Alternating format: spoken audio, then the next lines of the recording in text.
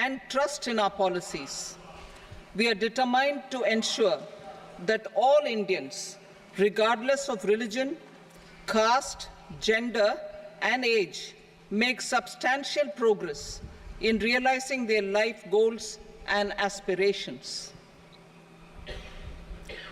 Global context. The global economy, while performing better than expected, is still in the grip of policy uncertainties.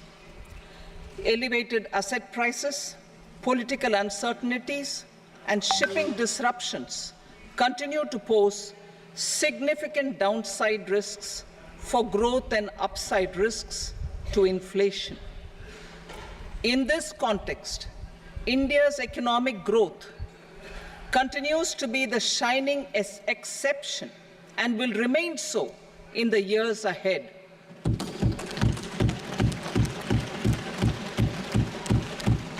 India's inflation continues to be low, stable, and moving towards the 4% target. Core inflation, that is non-food and non-fuel, currently is 3.1%. Steps are being taken to ensure supplies of perishable goods reach markets adequately. Interim budget. As mentioned in the interim budget, we need to focus on 4 major castes, namely the Garib, Mahilaye, Yuva, and Annadata, the poor, women, youth, and the farmer.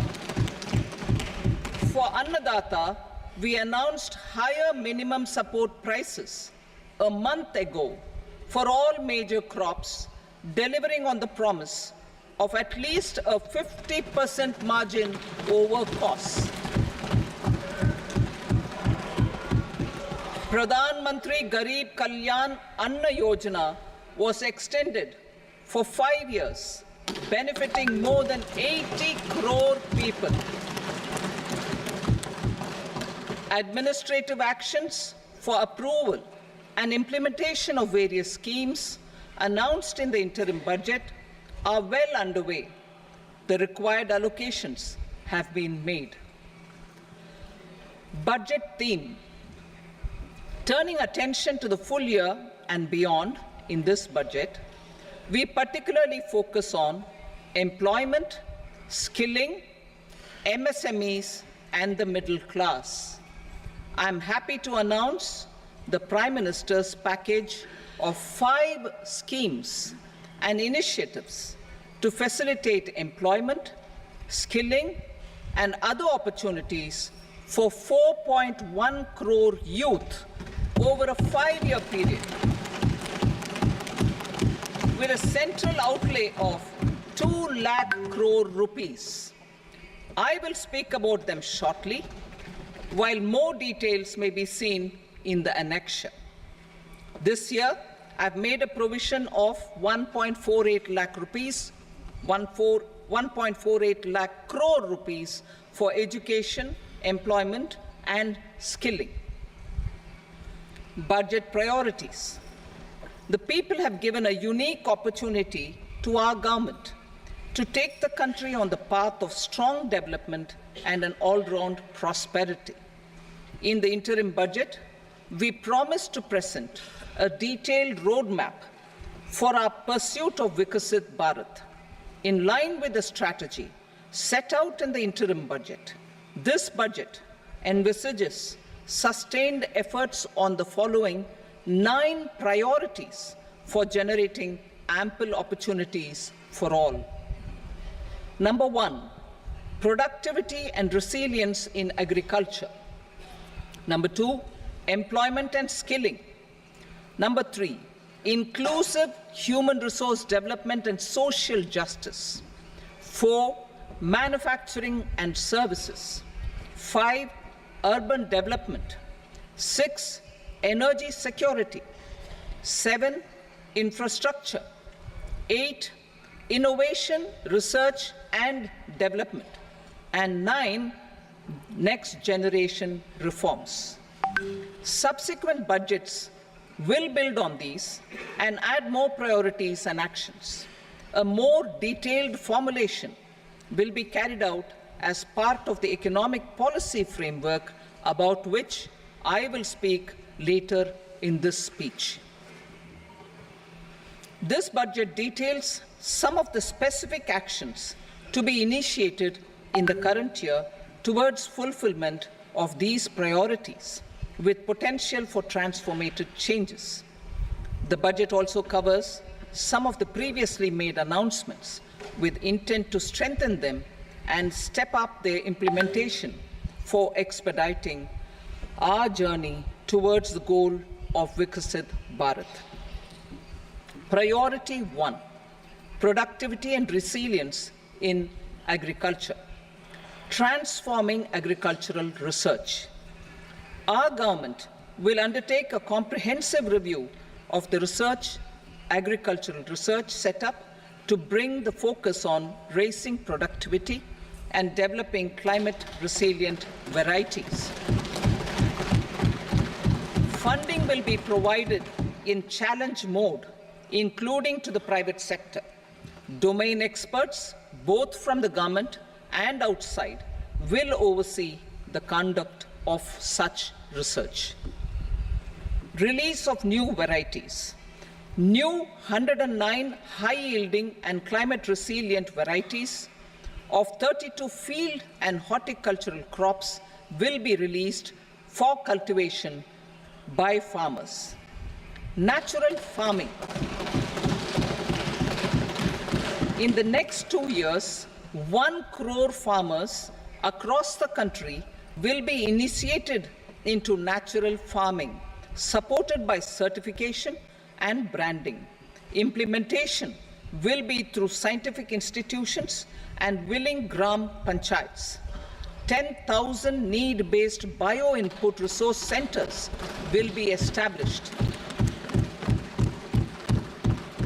Missions for pulses and oil seeds.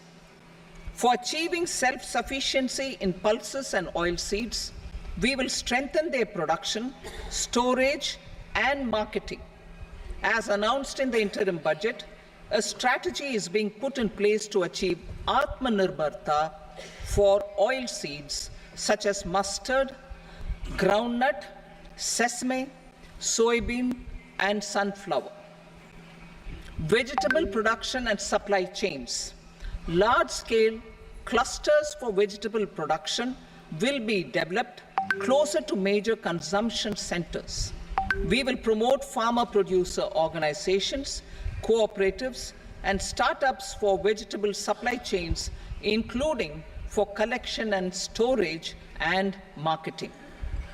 Digital public infrastructure for agriculture.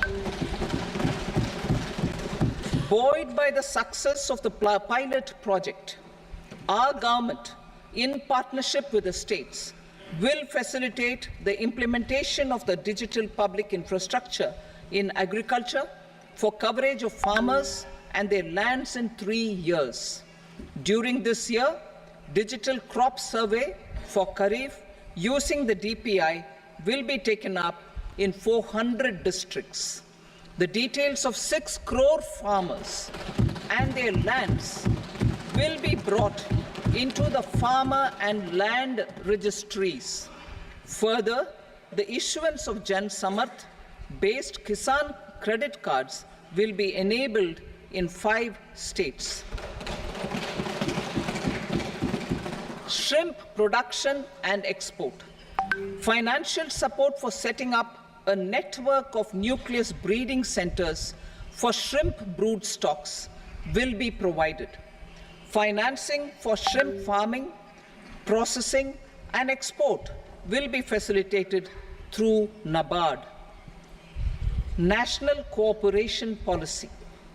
Our government will bring out a national cooperation policy for systematic, orderly, and all-round development of the cooperative sector, fast-tracking growth of rural economy and generation of employment opportunities on a large scale will be the policy goal. This year, I have made a provision of 1.52 lakh crore rupees for agriculture and allied sectors.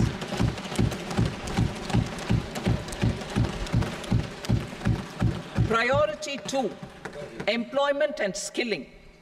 Employment-linked incentive. Our government will implement following 3 schemes for employment-linked incentive as part of the Prime Minister's package. These will be based on enrollment in the EPFO and focus on recognition of first-time employees and support to employees and employers. Scheme A, first-timers. This scheme will provide 1 month wage to all persons newly entering the workforce in all formal sectors.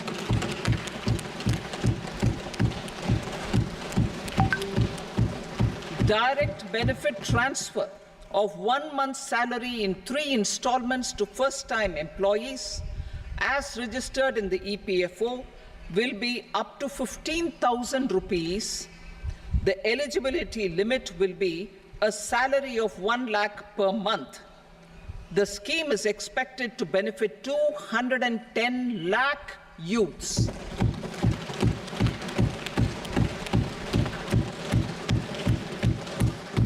Scheme B, job creation in manufacturing.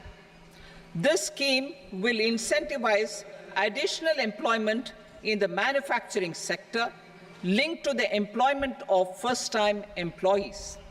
An incentive will be provided at specified scale directly both to the employee and the employer with respect to the EPFO contribution in the first 4 years of employment.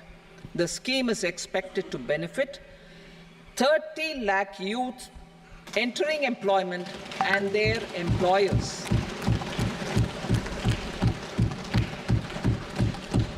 Scheme C, support to employers.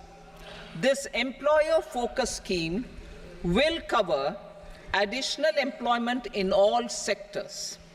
All additional employment within a salary of 1 lakh rupee per month will be counted.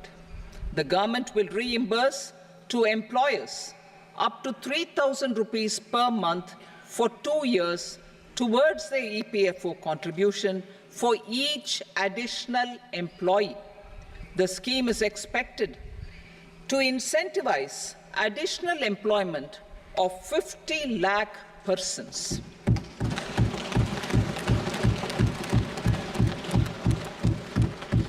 Participation of women in the workforce.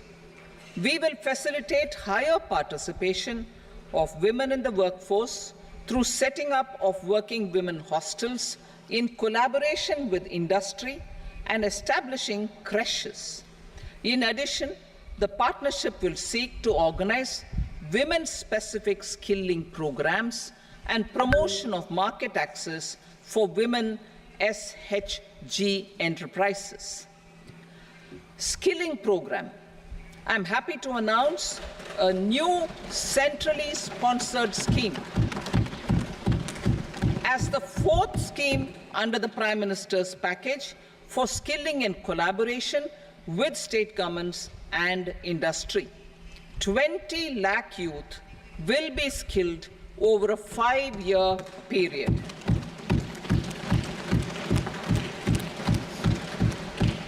(1,000 industrial training institutes will be upgraded in hub and spoke arrangements with outcome orientation. Course content and design will be aligned to the skill needs of industry, and new courses will be introduced for emerging needs. Skilling loans. The model skill loan scheme will be revised to facilitate loans up to 7.5 lakh rupees with a guarantee from a government-promoted fund. This measure is expected to help 25,000 students every year.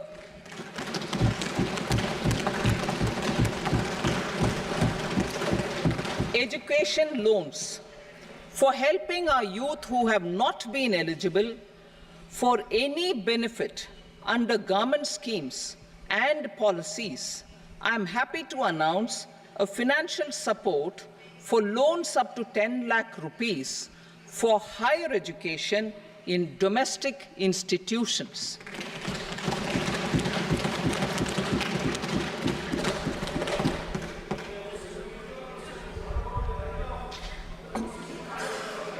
E-vouchers for this purpose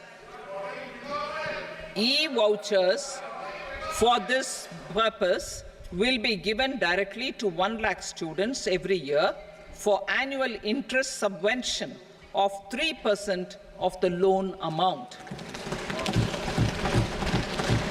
Priority 3, inclusive human resource development and social justice, saturation approach.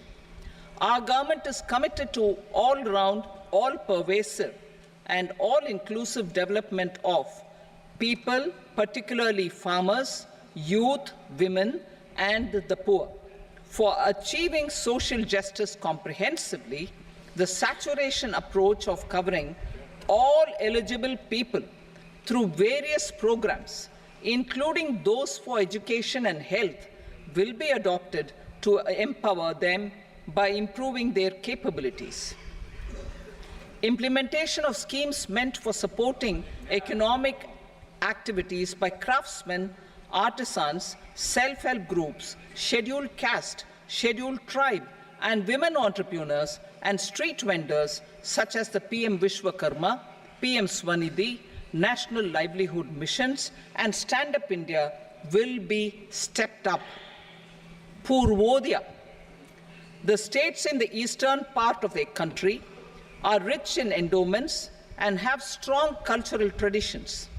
We will formulate a plan, Purvodaya, for the all-round development of the eastern region of the country, covering Bihar, Jharkhand, West Bengal, Odisha, and Andhra Pradesh.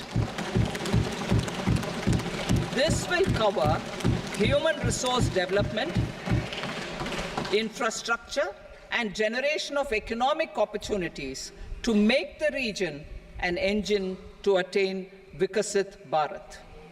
On the Amritsar-Kolkata industrial corridor, we will support development of an industrial node at Gaya. This corridor will catalyze industrial development of the eastern region. The industrial node at Gaya will also be a good model for developing our ancient centers of cultural importance into future centers of modern economy. This model shall showcase Vikas B, Virasat B in our growth trajectory. We will also support development of road connectivity projects, namely 1. Patna-Purnia Expressway, 2. Buxar-Bhagalpur Expressway, 3. Bodh Gaya, Rajgir, Vaishali and Darbhanga spurs, and 4. Additional 2-lane bridge over River Ganga at Buxar at a total cost of 26,000 crore rupees.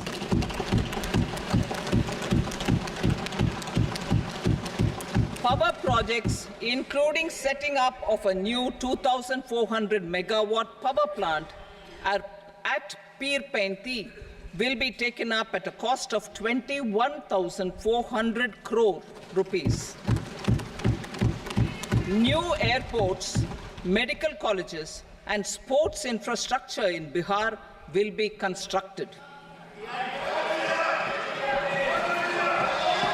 An additional allocation to support capital investments will be provided. The requests of Bihar government for external assistance from multilateral development banks will be expedited.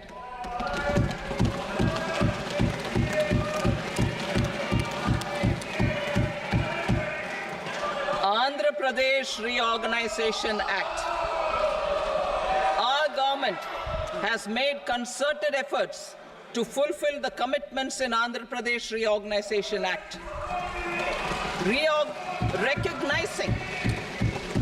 Recognizing the state's need for the capital, recognizing a Recognizing the state's need for a capital, we will facilitate special financial support through multilateral development agencies. In the current financial year, 15,000 crore rupees will be arranged with additional amounts in future years.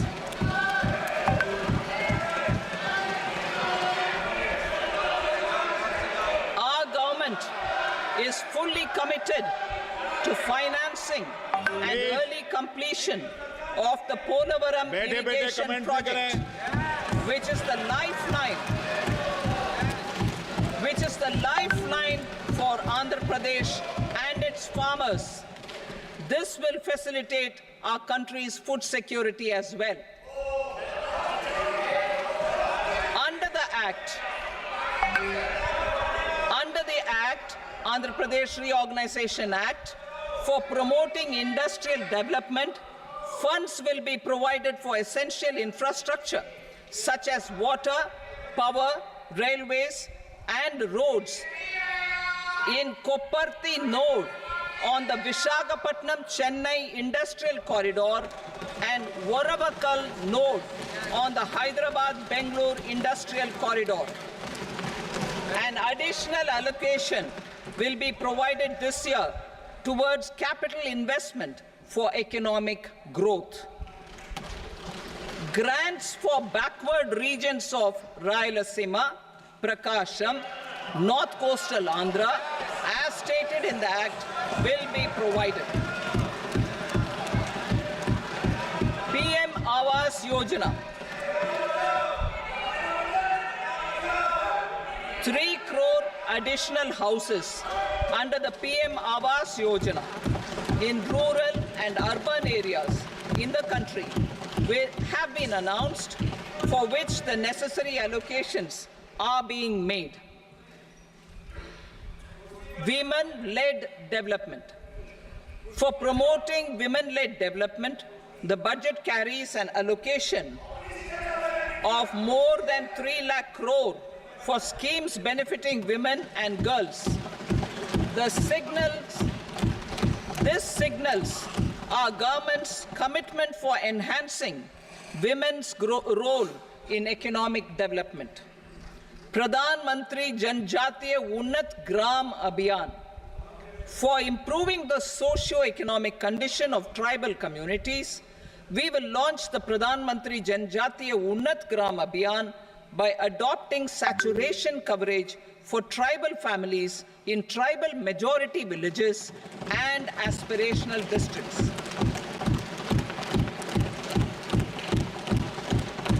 This will cover 63,000 villages, benefiting 5 crore tribal people.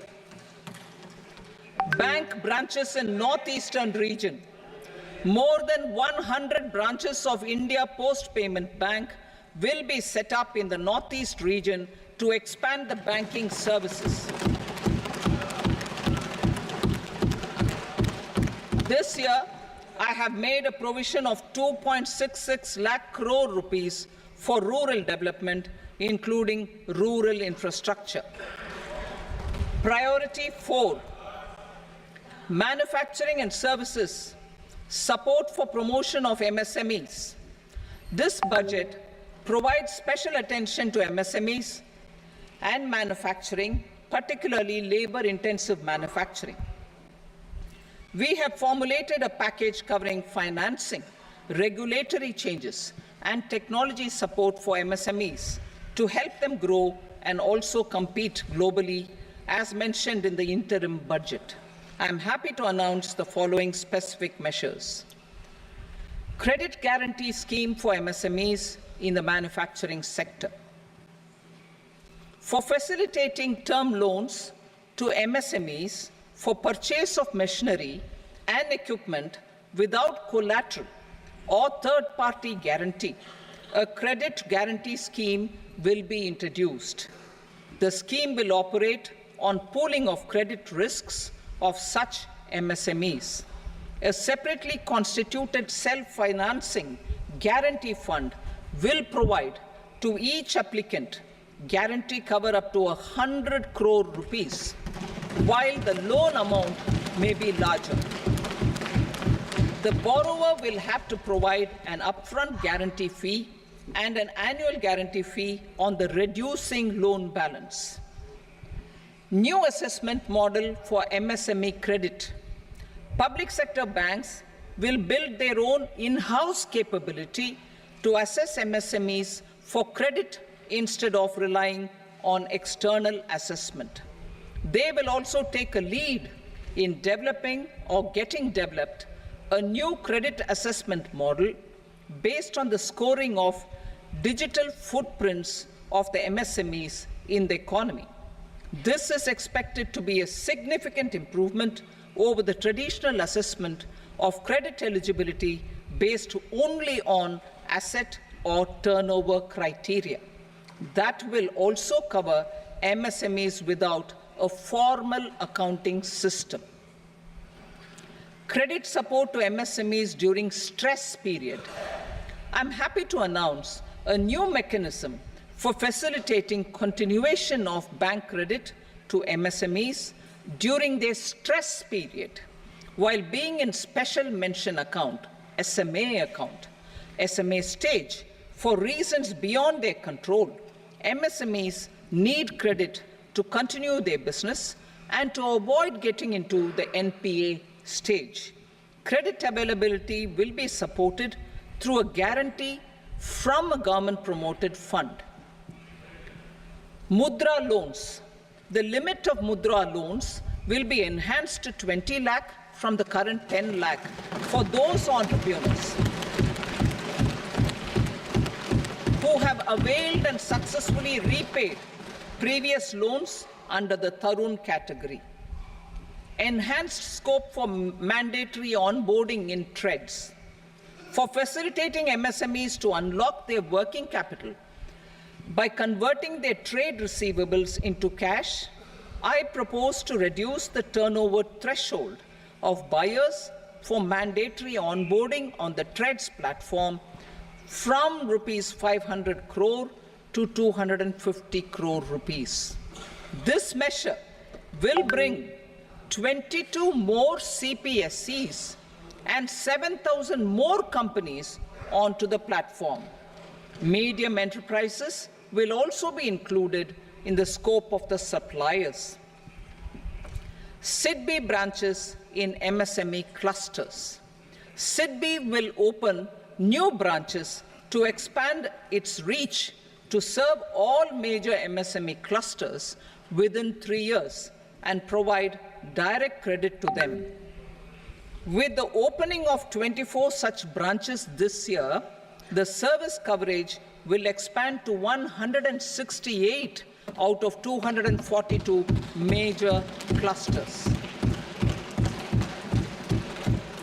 MSME units for food irradiation, quality and safety testing. Financial support for setting up of 50 multi-product food irradiation units in the MSME sector will be provided. Setting up of 100 food quality and safety testing labs with NABL accreditation will be facilitated. E-commerce export hubs. To enable MSMEs and traditional artisans to sell their products in international markets, e-commerce export hubs will be set up in public-private partnership mode. These hubs, under a seamless regulatory and logistic framework, will facilitate trade and export-related services under one roof. Measures for promotion of manufacturing and services. Internship in top companies. As the fifth scheme under Prime Minister's package, our government will launch a comprehensive scheme for providing internship opportunities in 500 top companies to 1 crore youth in 5 years. They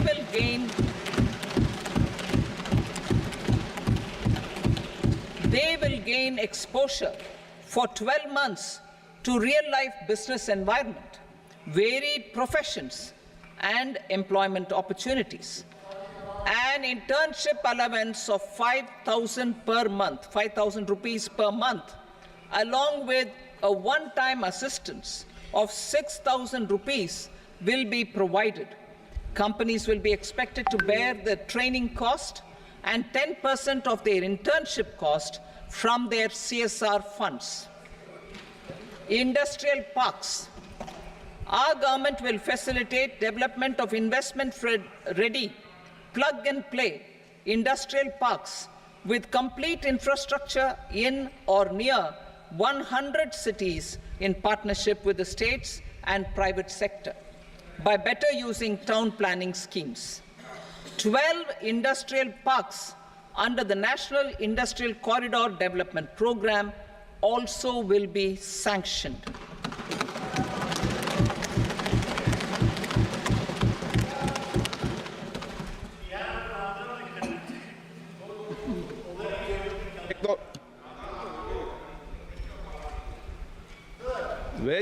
No, please, Petier.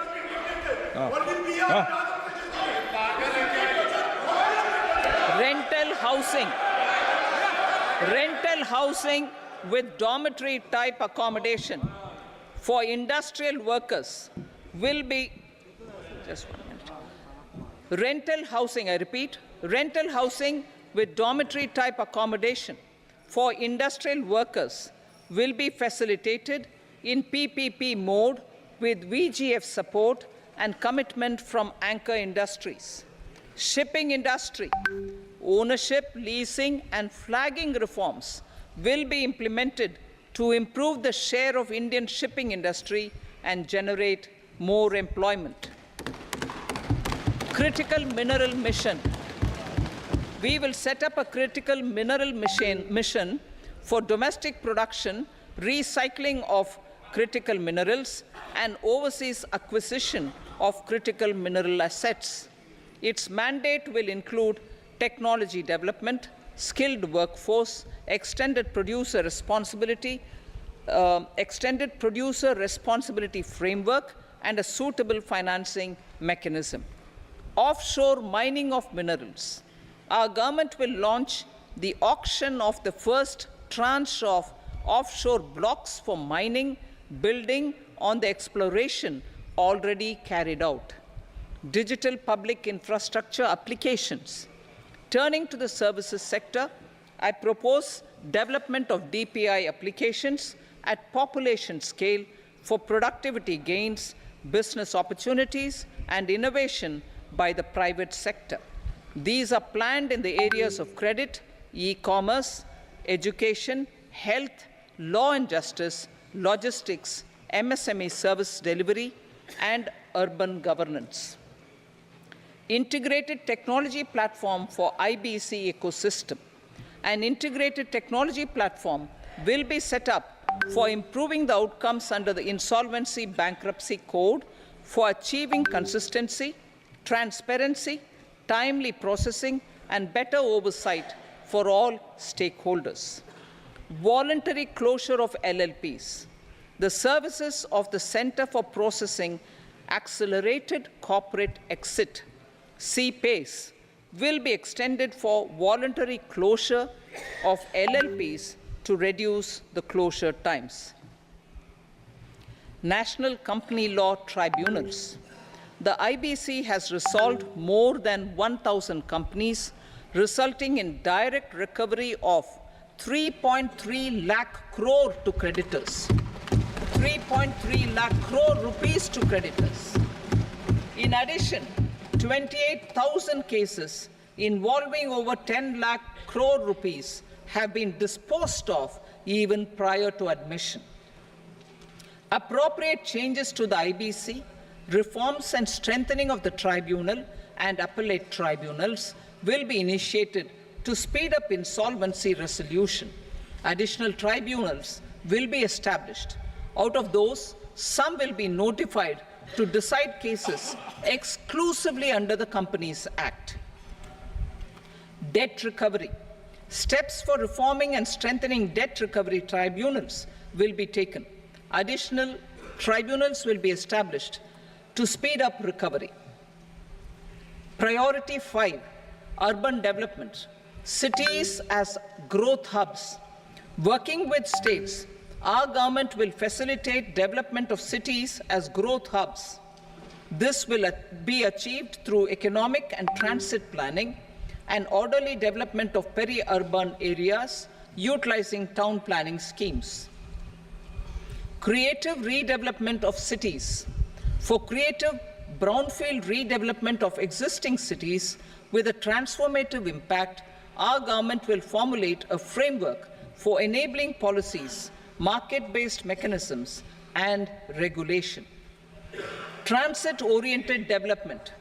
Transit-oriented development plans for 14 large cities with a population above 30 lakh will be formulated, along with an implementation and financing strategy.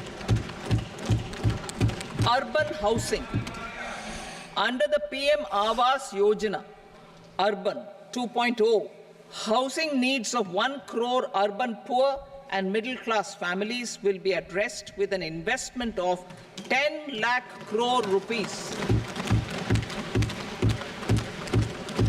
This will include the central assistance of 2.2 lakh crore rupees in the next 5 years. A provision of interest subsidy to facilitate loans at affordable rates is also envisaged. In addition, enabling policies and regulations for efficient and transparent rental housing markets with enhanced availability will also be put in place. Water supply and sanitation. In partnership with state governments and multilateral development banks, we will promote water supply, sewage treatments, and solid waste management projects and services for 100 large cities through bankable projects. These projects will also envisage use of treated water for irrigation and filling up of tanks in nearby areas. Street markets. Building on the success of PM Swanidhi scheme in transforming the lives of street vendors, our government envisions a scheme to support each year over the next 5 years the development of 100 weekly hearts or street food hubs in select cities. Stamp duty. We will encourage states which continue to charge high stamp duty to moderate the rates for all and also consider further lowering duties for properties purchased by women. This reform will be made an essential component of urban development schemes. Priority 6, energy security, energy transition. In the interim budget, I had announced our strategy to sustain high and more resource-efficient economic growth, along with the energy security in terms of availability, accessibility, and affordability. We will bring out a policy document on appropriate energy transition pathways that balances the imperatives of employment, growth, and environmental sustainability. PM Surya Ghar Muft Bijli Yojana. PM Surya Ghar Muft Bijli Yojana. In line with the announcement in the interim budget,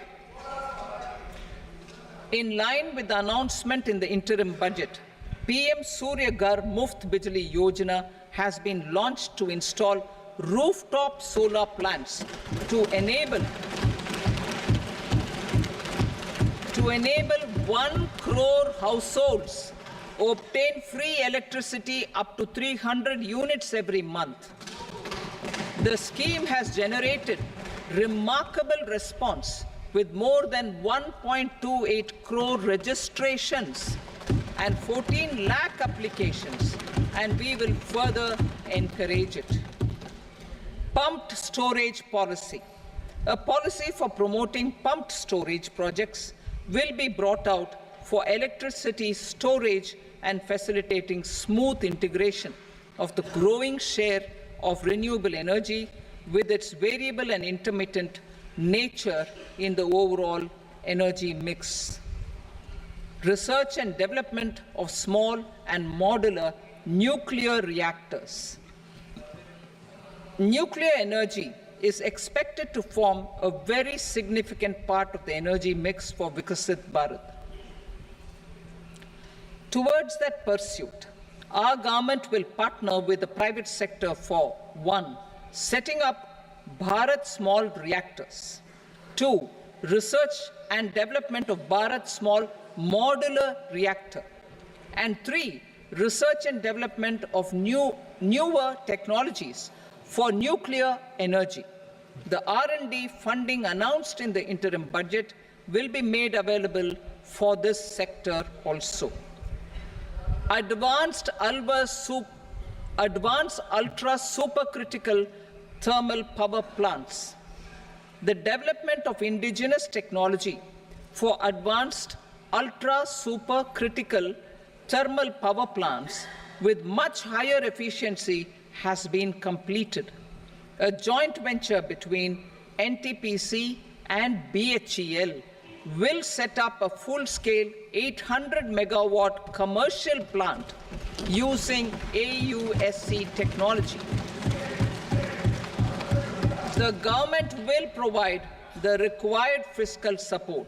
Moving forward, development of indigenous capacity for the production of high-grade steel and other advanced metallurgy materials for these plants will result in strong spin-off benefits for the economy.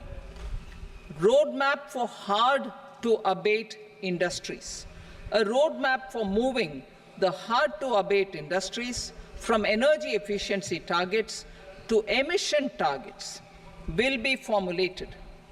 Appropriate regulations for transition of these industries from the current perform, achieve, and trade mode to Indian carbon market mode will be put in place. Support to traditional micro and small industries. An investment-grade energy audit of traditional micro and small industries in 60 clusters, including brass and ceramic, will be facilitated. Financial support will be provided for shifting them to cleaner forms of energy and implementation of energy efficiency measures. The scheme will be replicated in another 100 clusters in the next phase. Priority 7, infrastructure investment by central government. Significant investment the central government has made over the years in building and improving infrastructure has had a strong multiplier effect on the economy.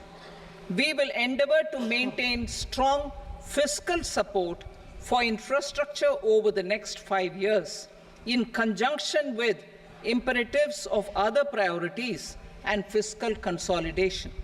This year, I have provided 11,11,111 crore rupees for capital expenditure.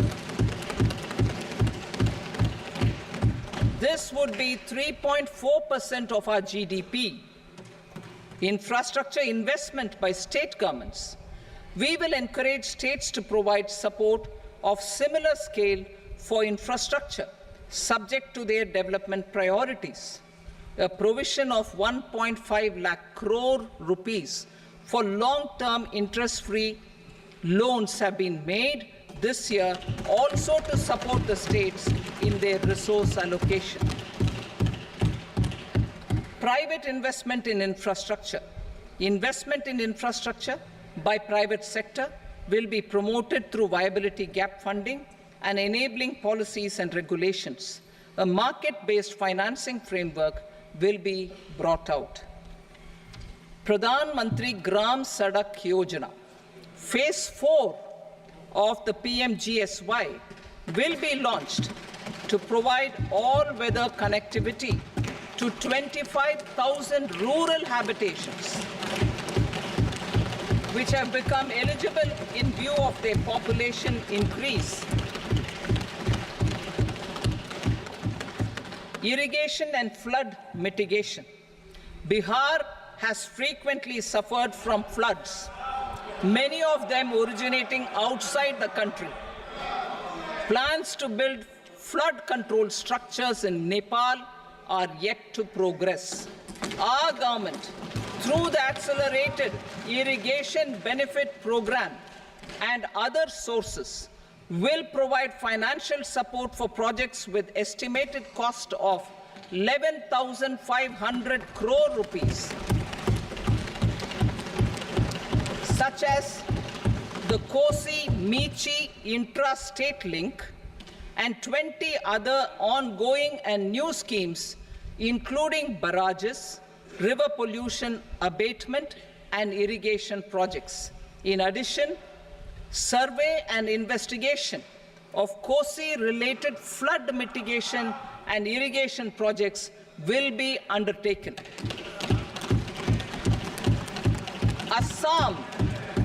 Assam grapples with floods every year by the Brahmaputra River and its tributaries originating outside India. We will provide assistance to Assam for flood management and related projects.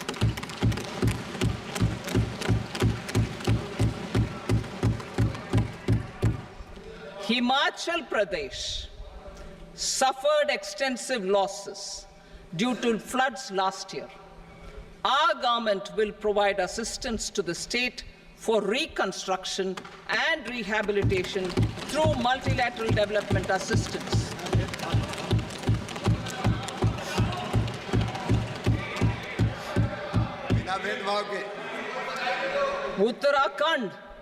Uttarakhand too suffered losses due to cloudbursts and massive landslides. We will provide assistance to the state. Recently, Sikkim witnessed devastating flash floods and landslides that wreaked havoc across the state. Our government will provide assistance to the state. Tourism has always been a part of our civilization. Our efforts in positioning India as a global tourist destination will also create jobs, stimulate investments, and unlock economic opportunities for other sectors. In addition to the measures outlined in the interim budget, I propose the following measures. Vishnupad Temple at Gaya and Mahabodhi Temple at Bodh Gaya in Bihar are of immense spiritual significance. Comprehensive development of Vishnupad Temple Corridor and Mahabodhi Temple Corridor will be supported, modeled on the successful Kashi Vishwanath Temple Corridor to transform them into world-class pilgrim and tourist destinations. Rajgir holds immense religious significance for Hindus, Buddhists, and Jains. The 20th Tirthankara Muniswarata temple in the Jain temple complex is ancient. The Saptarishi, or the 7 hot springs, form a warm water Brahmkund that is sacred. A comprehensive development initiative for Rajgir will be undertaken. Our government will support the development of Nalanda as a tourist center, besides reviving Nalanda University to its glorious stature. Odisha's scenic beauty, temples, monuments, craftsmanship, wildlife sanctuaries, natural landscapes, and pristine beaches make it an ultimate tourism destination. Our government will provide assistance for their development to Odisha as well.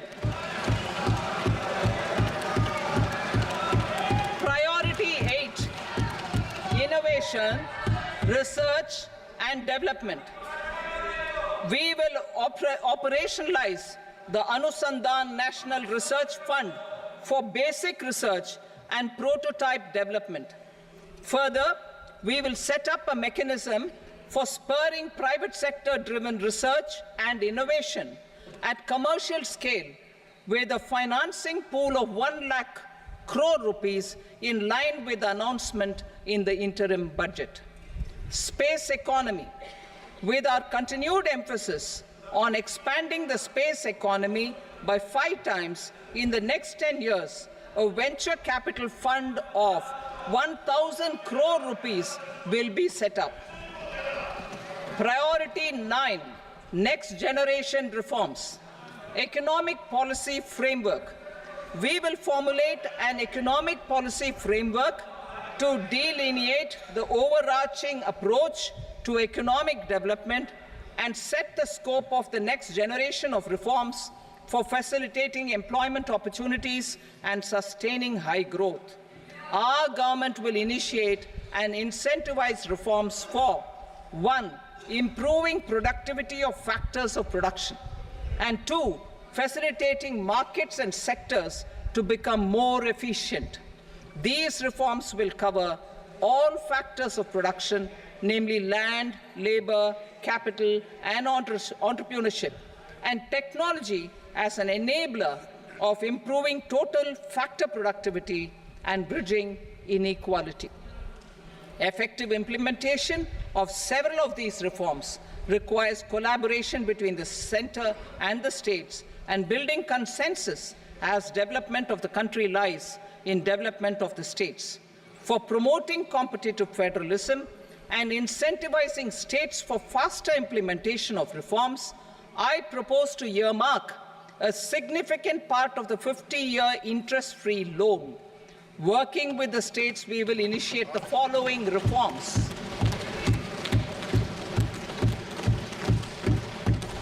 Land-related reforms and actions, both in the rural and urban areas, will cover land administration, will cover 1. Land administration, planning and management, and 2. Urban planning usage and building bylaws. These will be incentivized for completion within the next 3 years through appropriate fiscal support. Rural land-related actions.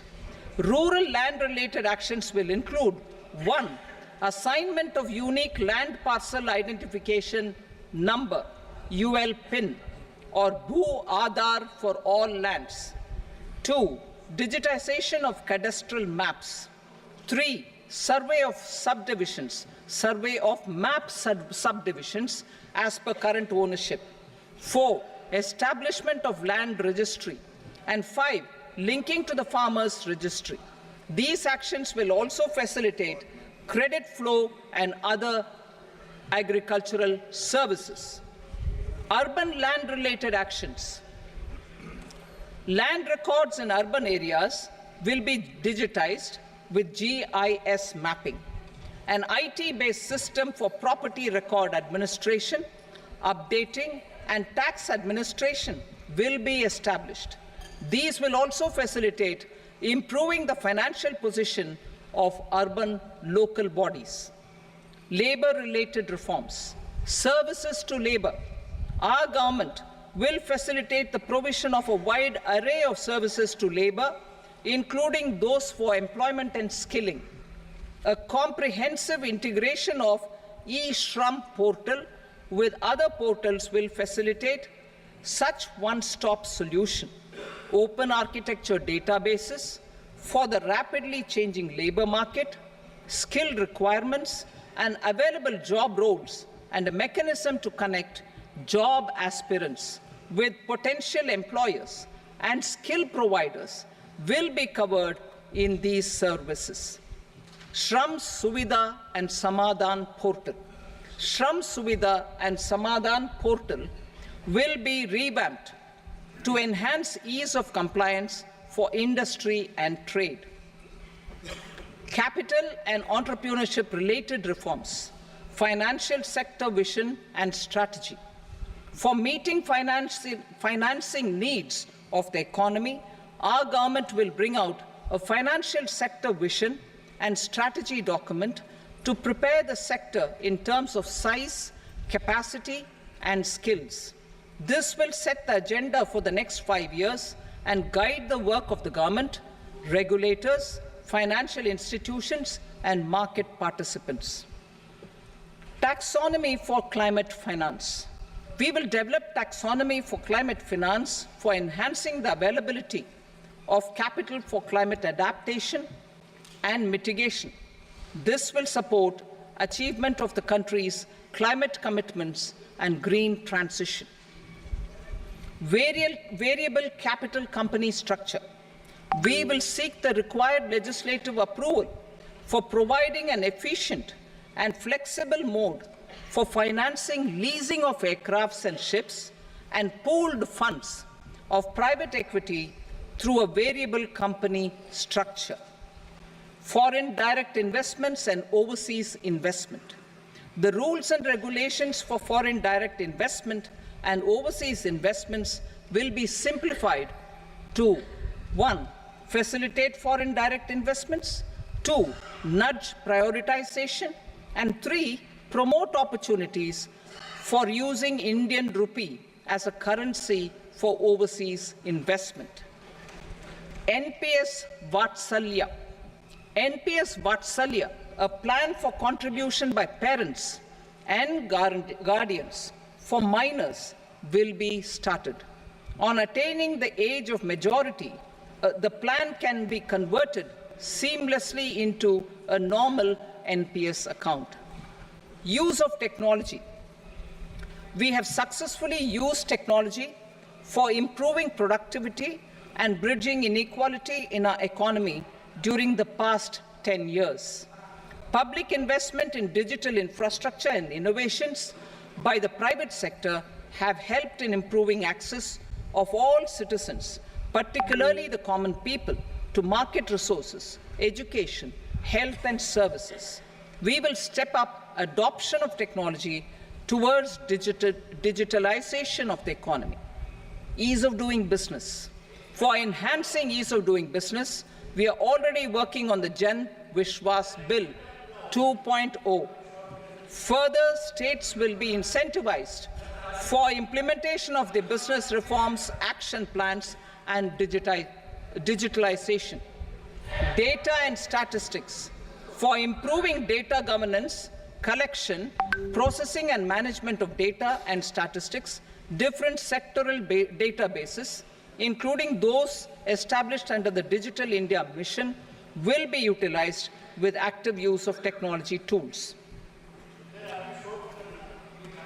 New pension scheme. The committee to review the NPS has made considerable progress in its work. I'm happy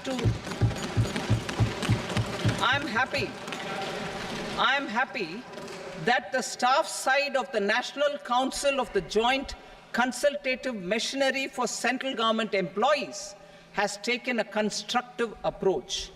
A solution will be evolved which addresses the relevant issues while maintaining fiscal prudence to protect the common citizens.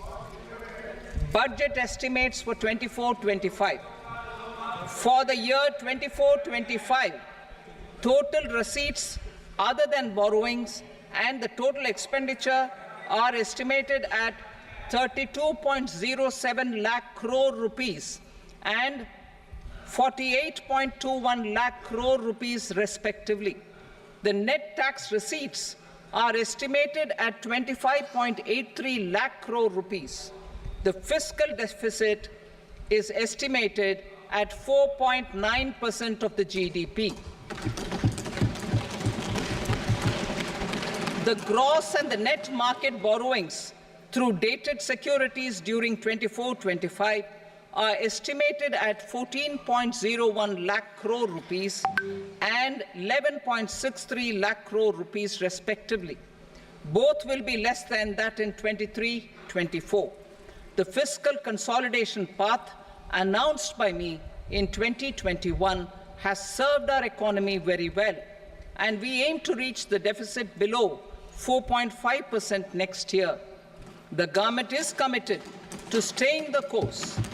From 2026-27 onwards, our endeavour will be to keep the fiscal deficit each year such that the central government's debt will be on a declining path as percentage of GDP. I will now move to Part B.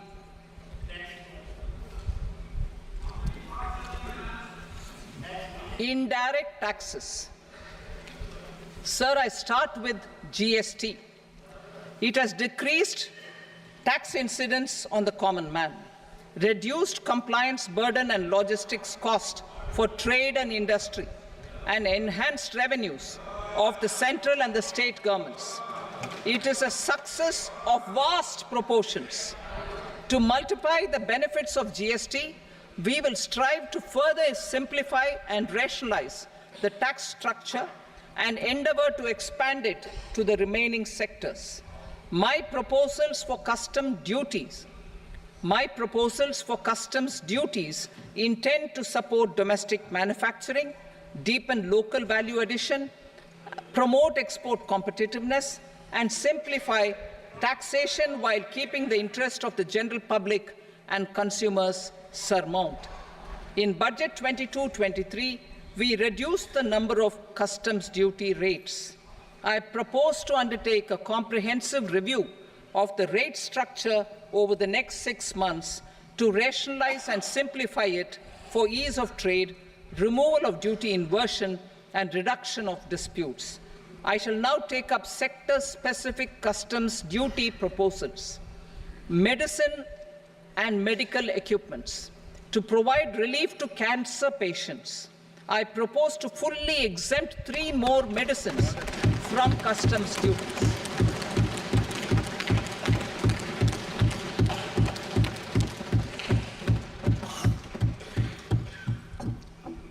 I also propose changes in the BCD on X-ray tubes and flat panel detectors for use in medical X-ray machines under the phased manufacturing program so as to synchronize them with the domestic capacity addition. Mobile phone and related parts. With a 3-fold increase in domestic production and almost a 100-fold jump in exports of mobile phones over the last 6 years, the Indian mobile industry has matured. In the interest of consumers, I now propose to reduce the BCD on mobile phone, mobile PCBA, and mobile charger to 15%. Critical minerals. Minerals such as lithium, copper, cobalt, and rare earth elements are critical for sectors like nuclear energy, renewable energy, space, defense, telecommunications, and high-tech electronics. I propose to fully exempt customs duties on 25 critical minerals and reduce BCD on 2 of them. This will provide a major fillip to the processing and refining of such minerals and help secure their availability for these strategic and important sectors. Solar energy. Energy transition is critical in the fight against climate change. To support energy transition, I propose to expand the list of exempted capital goods for use in the manufacture of solar cells and panels in the country. Further, in view of sufficient domestic manufacturing capacity of solar gas, glass, and tinned copper interconnect, I propose not to extend the exemption of custom duties provided to them. Marine products. India's seafood exports in the last financial year touched an all-time high of more than 60,000 crores of rupees. Frozen shrimp accounted for about 2/3 of these exports. To enhance their competitiveness, I propose to reduce BCD on certain broodstock, polychaete worms, shrimp, and fish feed to 5%.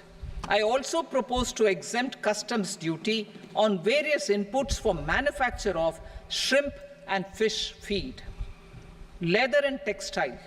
Similarly, to enhance the competitiveness of exports in the leather and textile sectors, I propose to reduce BCD on real down-filling material from duck or goose.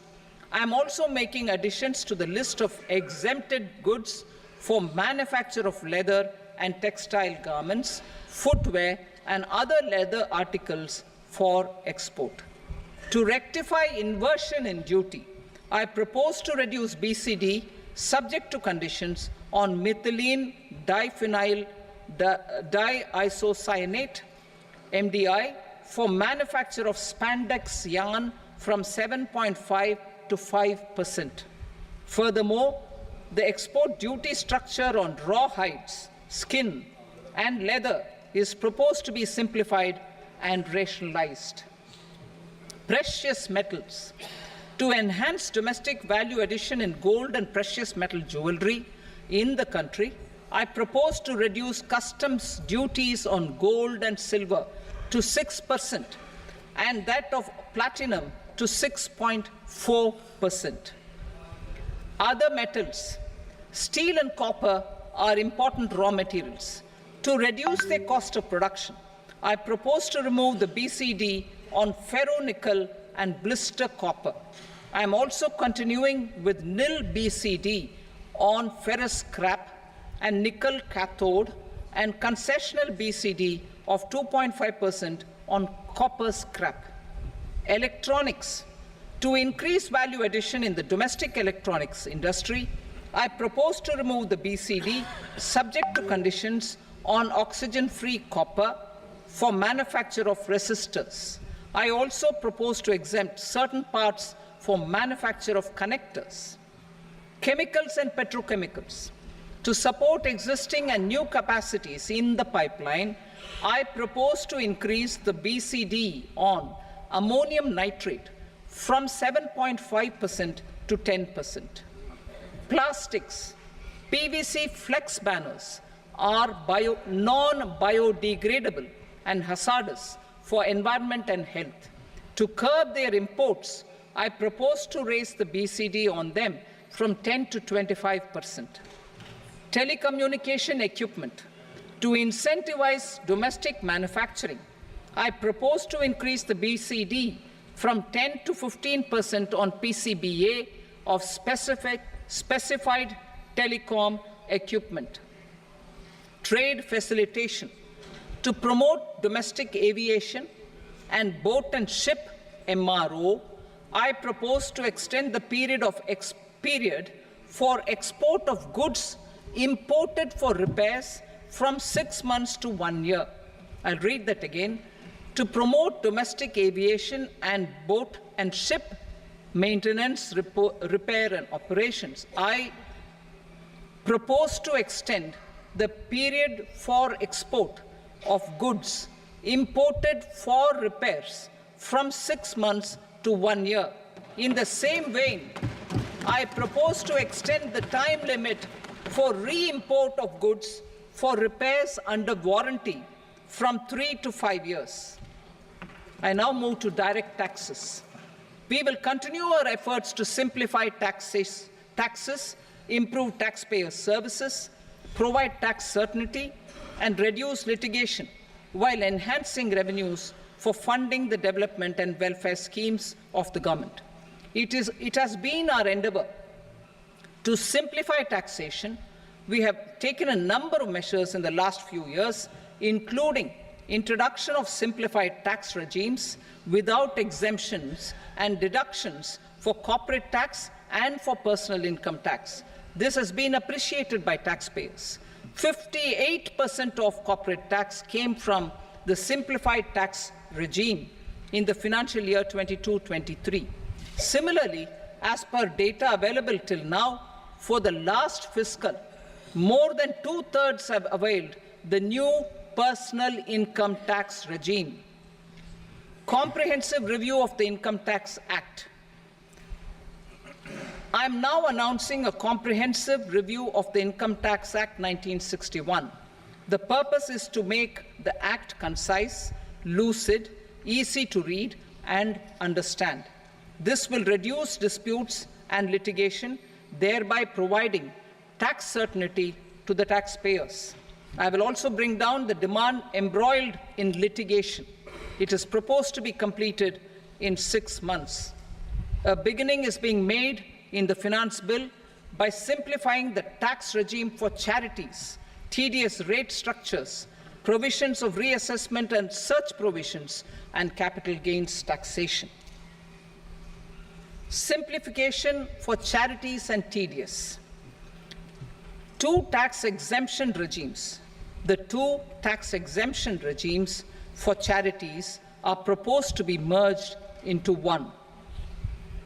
The 5% tedious rate on many payments is being merged into the 2% tedious rate, and the 20% tedious rate on repurchase of units by mutual funds or UTI is being withdrawn. Tedious rate on e-commerce operators is proposed to be reduced from 1 to 0.1%. Moreover, credit of TCS is proposed to be given in the TDS to be deducted on salary. Further, I propose to decriminalize delay for payment of TDS up to the due date of filing statement for the same. I also plan to provide a standard operating procedure for TDS defaults and simplify and rationalize the compounding guidelines for such defaults.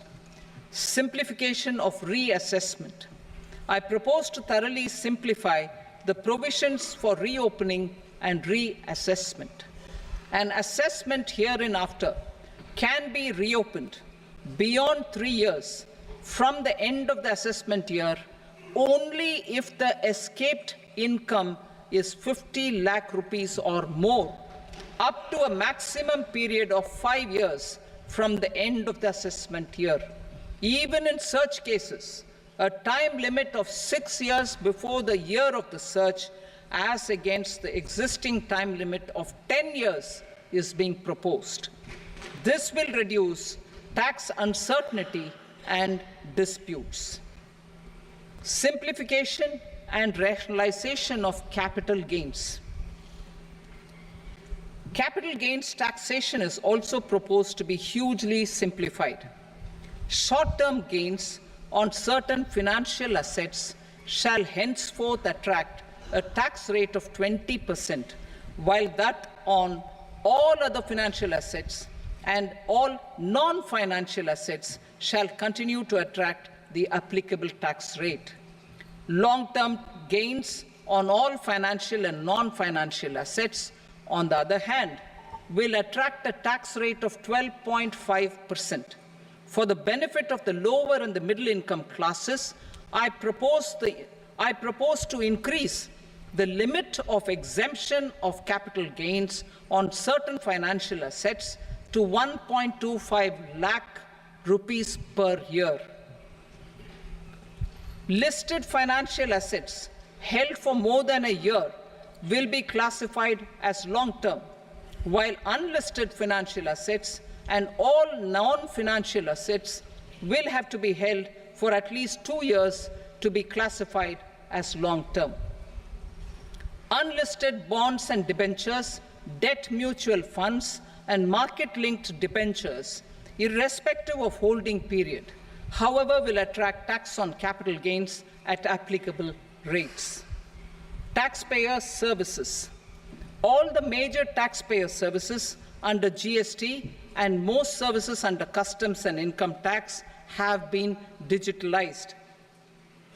All remaining services of customs and income tax, including rectification and order giving effect to appellate orders, shall be digitalized and made paperless over the next 2 years. Litigation and appeals. While our concerted efforts to reduce pendency of appeals at various appellate fora are beginning to show good results, it will continue to engage our highest attention. To dispose of the backlog of first appeals, I plan to deploy more officers to hear and decide such appeals, especially those with large tax effect. For resolution of certain income tax disputes pending an appeal, I am also proposing Vivad Se Vishwas Scheme 2024. Further, I propose to increase monetary limits for filing appeals related to direct taxes, excise and service tax in the tax tribunals, high courts and Supreme Court to 60 lakh rupees, 2 crore rupees and 5 crore respectively, with a view to reduce litigation and provide certainty in international taxation. We will expand the scope of safe harbor rules and make them more attractive. We will also streamline the transfer pricing assessment procedure. Employment and investment. I have a few proposals to promote investment and foster employment. First of all, to bolster the Indian startup ecosystem, boost the entrepreneurial spirit, and to support innovation, I propose to abolish the so-called angel tax for all classes of investors. Second, there is tremendous potential for cruise tourism in India. To give a fillip to this employment-generating industry, I am proposing a simpler tax regime for foreign shipping companies operating domestic cruises in the country. Third, India is a world leader in the diamond cutting and polishing industry, which employs a large number of skilled workers. To further promote the development of this sector, we would provide for safe harbor rates for foreign mining companies selling raw diamonds in the country. Fourth, to attract foreign capital for our development needs, I propose to reduce the corporate tax rate on foreign companies from 40% to 35%. Deepening the tax base. I have a couple of proposals for deepening the tax base. First, security transaction tax on futures and options of securities is proposed to be increased to 0.02% and 0.1% respectively. Second, for reasons of equity, I propose to tax income received on buyback of shares in the hands of recipients. Other proposals.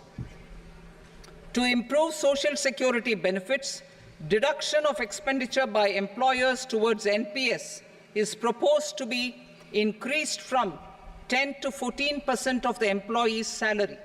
Similarly, deduction of this expenditure up to 14% of salary from the income of employees in private sector, public sector banks and undertakings opting for the new tax regime is proposed to be provided. Indian professionals working in multinationals get ESOPs and invest in social security schemes and other movable assets abroad. Non-reporting of such small foreign assets has penal consequences under the Black Money Act. Such non-reporting of movable assets up to 20 lakh rupees is proposed to be depenalized. Other major proposals in the finance bill relate to withdrawal of equalization levy of 2%, expansion of tax benefits to certain funds and entities in IFSCs, and immunity from penalty and prosecution to Benamidar on full and true disclosure so as to improve conviction under the Benami Transaction Prohibition Act 1988. Personal income tax. Coming to personal income tax rates, I have two announcements to make for those opting for the new tax regime. First, the standard deduction for salaried employees is proposed to be increased from 50,000 to 75,000 rupees.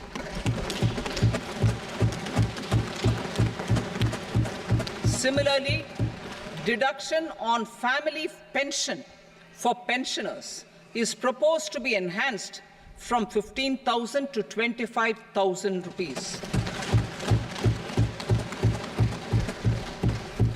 This will provide relief to about 4 crore salaried individuals and pensioners.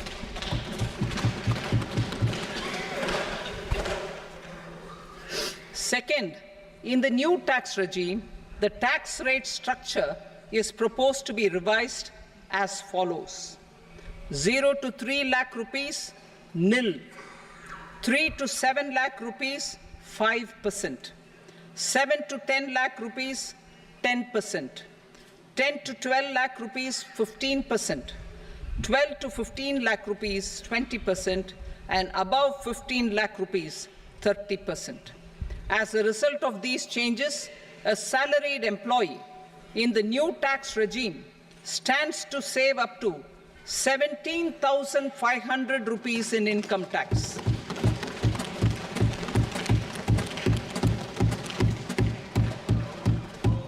Apart from these, I am also making some other changes as given in the annexure.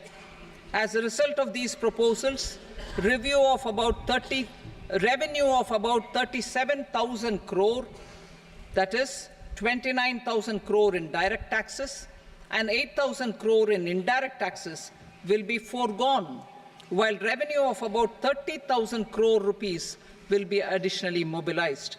Thus, the total revenue foregone is about 7,000 crores annually. Mr. Speaker, sir, with this, I commend the budget to this august House. Jai Hind.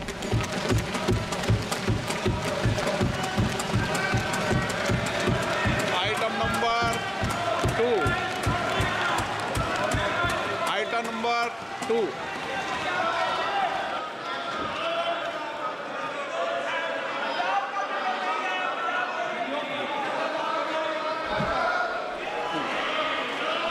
Sir, with your permission, I rise to lay on the table the following statements under Section 3 of the Fiscal Responsibility and Budget Management, FRBM Act 2003, Medium-Term Fiscal Policy cum Fiscal Policy Strategy Statement and Macroeconomic Framework Statement. Item number 3. Sir, with your permission, I rise to move for leave to introduce the Finance Number 2 Bill 2024. प्रश्न ये कि विधेयक को पुनर्स्थापित करने की अनुमति प्रदान की जाए। जो सदस्य इसके पक्ष में हाँ कहें, जो सदस्य विरोध में ना कहें।